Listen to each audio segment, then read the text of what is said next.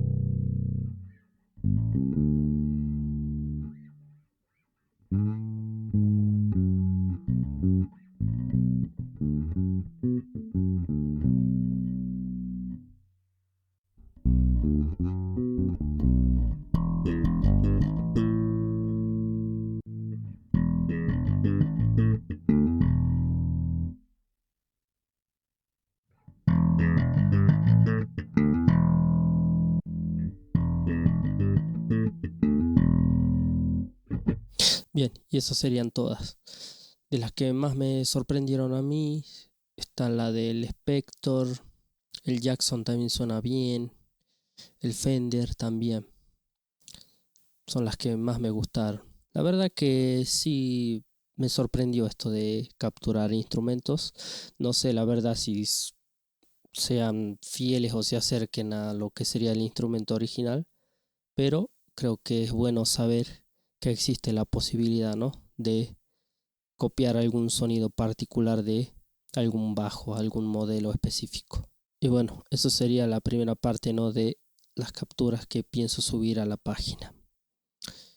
Me comentan ustedes qué opinan de estas capturas de instrumentos. ¿Sirven? ¿No les sirven? ¿Se parece o no al instrumento? De todas formas va a quedar ahí para que el que le interese las pueda descargar de la página. Y eso sería todo. Continuamos en el próximo video probando las capturas que nos quedan.